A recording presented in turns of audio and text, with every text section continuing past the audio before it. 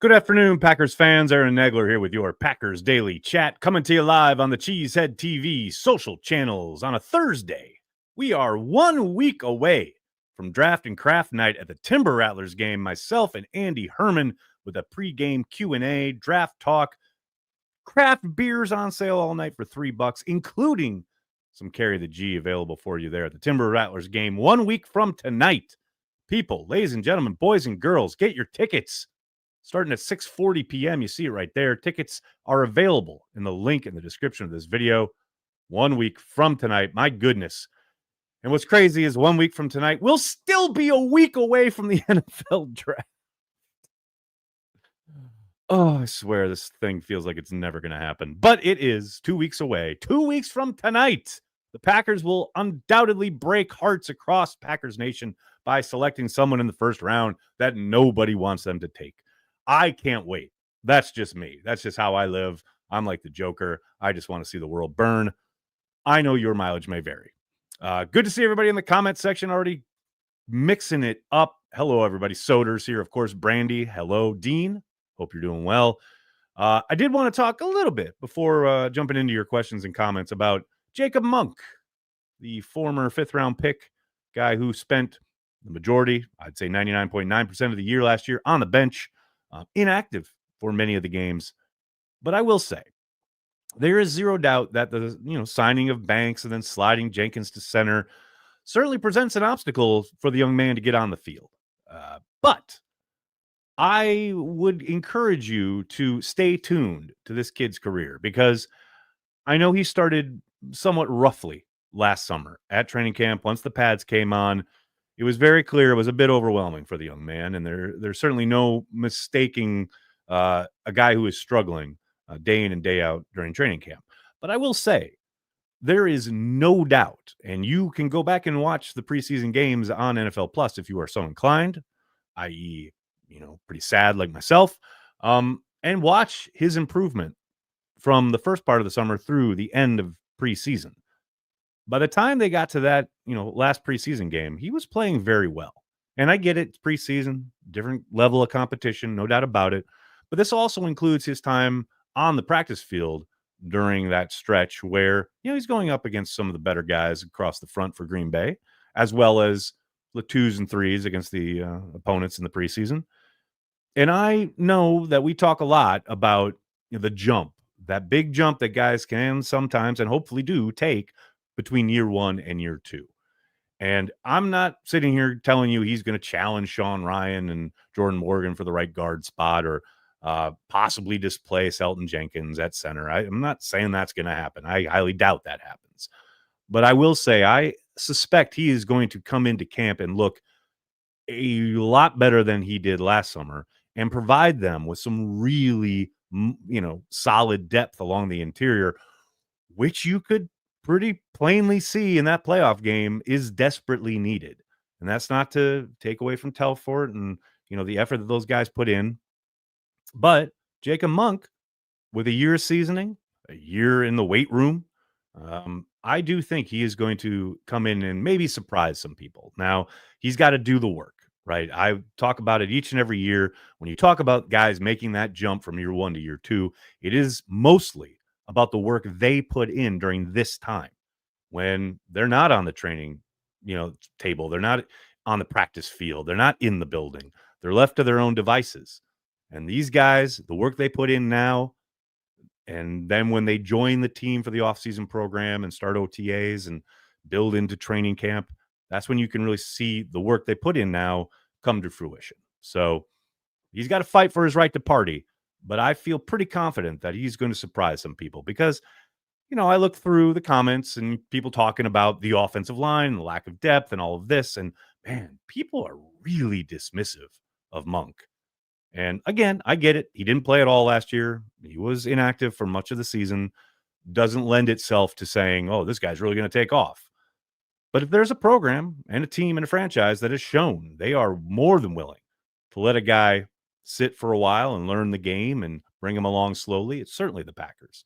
Now, sometimes that bears fruit and sometimes it doesn't, but I suspect Monk is going to take a big, big step this summer. And I, for one, am excited to see it transpire. So mark the tape. Make sure you bookmark this, clip it, whatever you need to do. And then let's circle back this summer so you can either throw it in my face or say, Aaron, you're doing some damage to the Nagler's Never Right brand. Hello to everybody in the comments. Hope you're all doing well. Good to see each and every one of you. George Bell starting off with a humdinger. What's going on, George?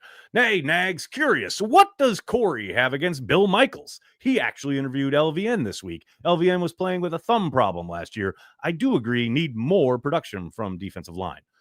Okay, I'm going to work backwards here. You're right. They definitely need more production and playing with a thumb issue. No doubt. Kudos for being on the field and playing through it, right? You are judged by what you put on tape. What you do between the white lines is what is talked about. That is your resume, and that is your calling card. And, it's not unsimilar or dissimilar to what we've dealt with talking about Jordan Love last year, dealing with his knee and then the thigh and the groin and all the ailments that he was playing through. And you saw how his play dipped. It's part of the gig. Whatever you put on tape between the white lines is what is going to be discussed. That is whether you're 100% or fighting through pain, doesn't matter. Everybody is, as Jordan himself said at the Super Bowl. So I don't doubt he was playing through stuff. No question. Still got to produce. And you're still going to be judged accordingly if you don't. And finally, what does Corey have against Bill Michaels? Man, that's a question for Corey. Although this does carry on a long-standing Cheesehead TV tradition of Corey coming on Packer Transplants and just saying whatever the hell he feels like and then leaving for a while, months on end, and I got to deal with it. So, yeah, that's a question for Corey. I will say the one thing that he has said publicly is, he is not a big fan of the old guard, whether it's Michaels or Homer or whoever has been around doing it a long time.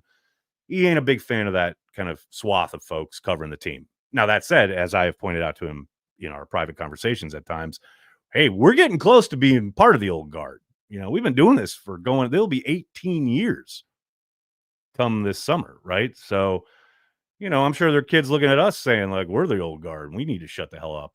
In fact, I know there are because they're in my mentions all the time. So, but directly, what's his problem with Bill? Man, you'd have to ask Corey. I'm cool with Bill. I saw Bill at the Super Bowl, said hi to him, shook his hand. I think Bill's dope. He's been doing this a long time. I have respect for the game, respect for the grind. As for Corey, that is a question for Mr. Banky.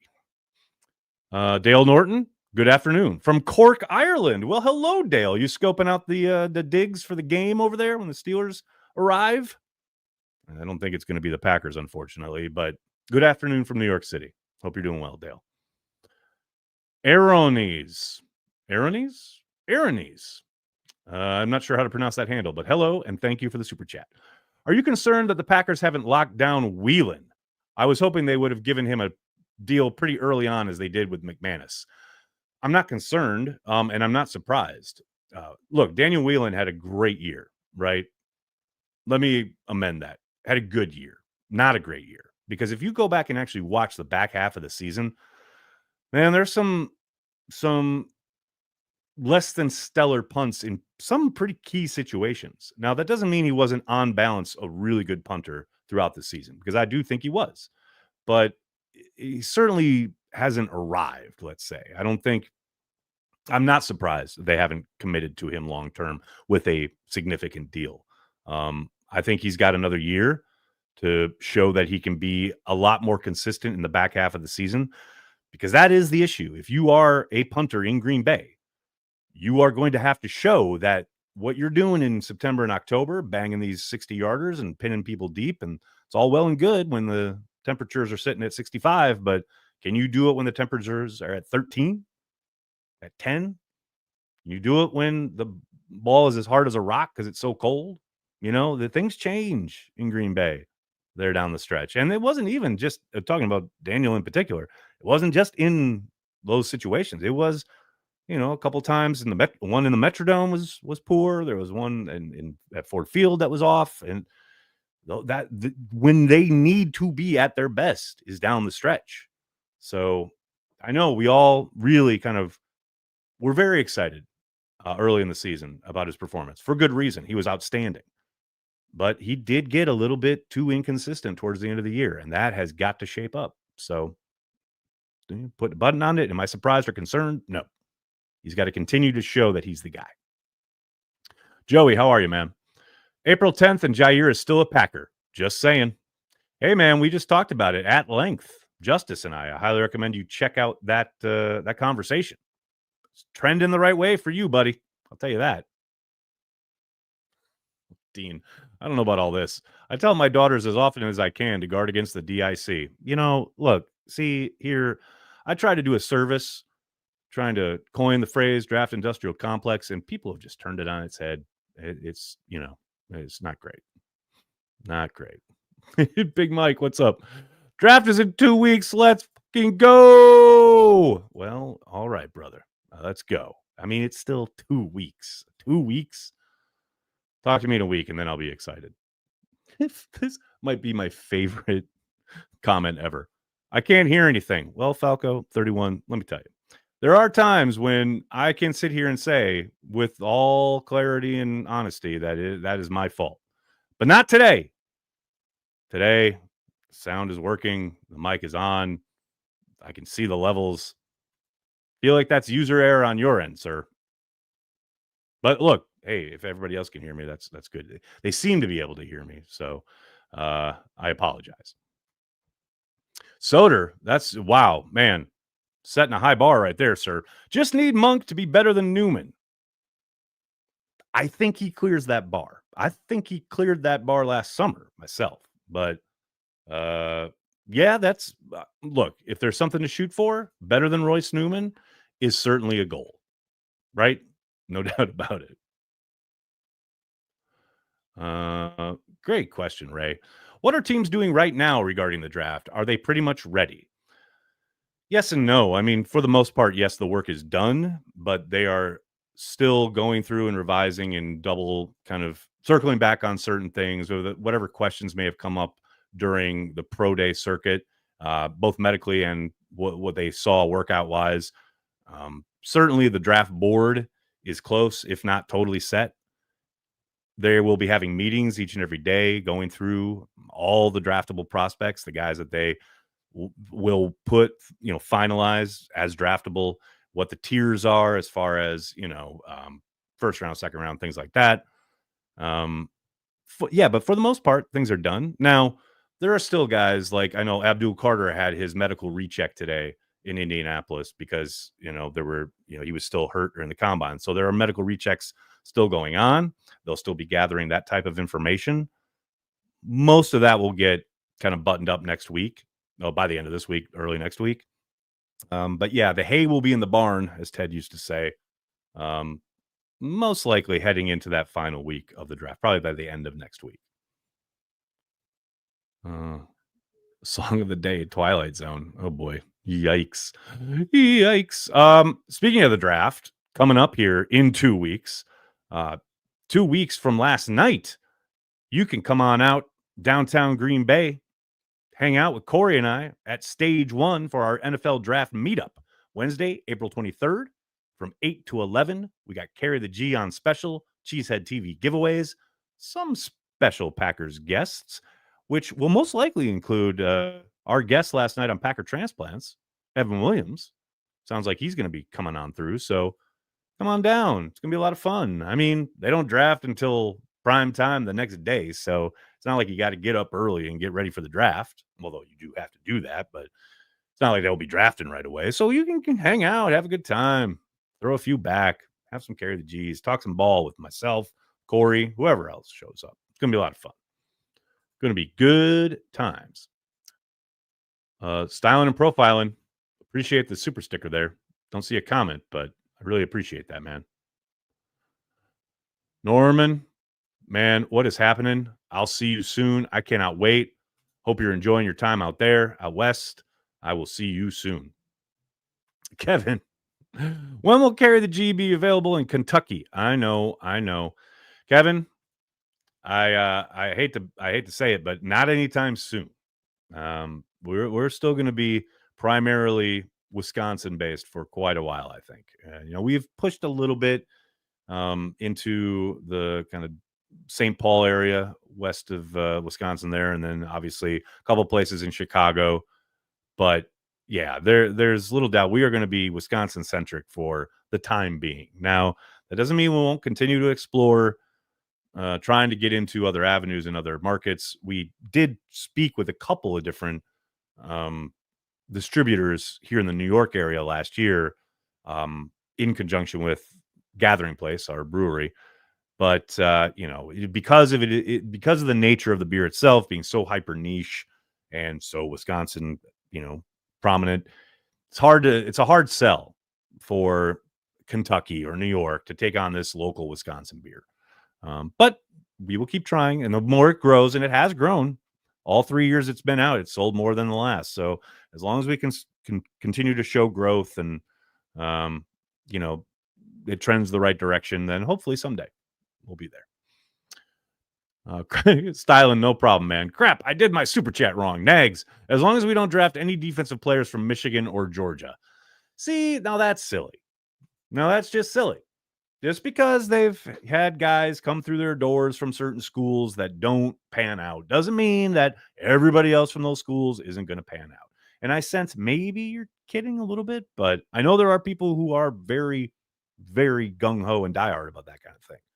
Mostly, because they're college football fans. But yeah, I don't just because someone from Michigan didn't work out earlier doesn't mean he's not going to work out again. And also, Rashawn Gary is a really good draft pick and a really good football player. You should want another Rashawn Gary on your football team, which is who I assume you're talking about. Georgia, I get it. It was still, jury's still out on Quay and Devontae Wyatt, and you've had a couple other prospects maybe flame out a little bit, but yeah, I don't care where they went to school. Once they become Packers, they're Green Bay Packers, and they're going to ball out. That's where I'm at. Rick Harris, how are you, man? LOL, seen a smart car painted like a Bears helmet. I think there's a bunch of those. When I was at the Combine, I saw a Vikings one, actually, which is incongruous, but there it was. Soder, how are you, man? A lot of wide receivers in the top 30 visits. Yes, they've added a few since Tyler Brook and I talked about it last week on Draft Industrial Complex. But I love the idea that they're looking at wide receivers. I think we all kind of assumed that would be an area that they would be looking at in this draft. Now, that doesn't necessarily mean they'll select one early. Doesn't necessarily mean they'll select one of the guys they had in for a visit. But it certainly will tell you, much like I talked about with offensive tackles the other day, it's an area they're looking at. And yeah, I don't think that's a surprise, right? But yeah, look, I'm dead set on being disappointed at wide receiver because I want Jaden Higgins in a Packers uniform in the worst way, which obviously means it's not going to happen. I would also accept Jalen Royals, who I also enjoy, but yeah, there's little doubt that whoever I set my eye on, they won't draft. So that's all you really need to know. And speaking of which, the Nagler's Draft Crush video will be up and out sometime next week. So get ready for that. Cheesy baby, how are you, man? We got Direwolves back before the Bears had a 4,000-yard QB and Vikings have a Super Bowl. Sorry, plastic franchise. I mean, that is a time marker, right? The Bears having a 4,000-yard passer, which has never occurred. And the fact that, we sit here and exist in 2025 without ever having seen it, ever had it recorded in human history. It's pretty amazing. She said, Joey, how are you, man? I'm just ready for my weekly draft day film watch. I mean, yearly, not weekly. Whew, yeah, draft day is not for me, but I know people enjoy it for whatever reason. Hey, knock yourself out. I will be, you'll be missing me with that one. Brandy, thank you for being a Carry the G Club member and for being an awesome moderator here on CHTV. Hope I'll see you at happy hour in a couple minutes. Brandy says, Corey's house is an awesome location to be a fan. Seems like a lot to deal with when you try to sleep or in bed sick. Would you live there? Oh, I would not live there. No, that would not be for me. I mean, it's awesome. And there's no doubt that, Corey and his girlfriend, thought about it long and hard about making the move and making it permanent. It is very much for them. Yeah, that would not be for me. There's no doubt that one of the things I love is that moment you see Lambeau again. That moment when you make that drive down Oneida or Lombardi, and then there it is. It's so amazing. It's so great. Waking up there every day, I don't know. It's just not for me. I mean, don't get me wrong. It'd be great. But if I have my preference, which I do, yeah, I'd probably choose something else. That's just me. That's just how I roll. All right, everybody. I'm going to have to get going. I cannot thank you enough for hanging out, talking Packers each and every day, Monday through Friday, right here on the Cheesehead TV social channels. Please do me a monster favor. Hit like on the video, subscribe to the channel, and then tell your friends and tell your family. Cheesehead TV. We are devoted to Green Bay Packers fans worldwide. As I mentioned to Brandy, don't forget Patreon members, Carry the G Club members, happy hour at the top of the hour. The information is on your respective pages. We'll see you there. Everybody else, please hit like, hit subscribe. Talk to you tomorrow. Go Pack Go.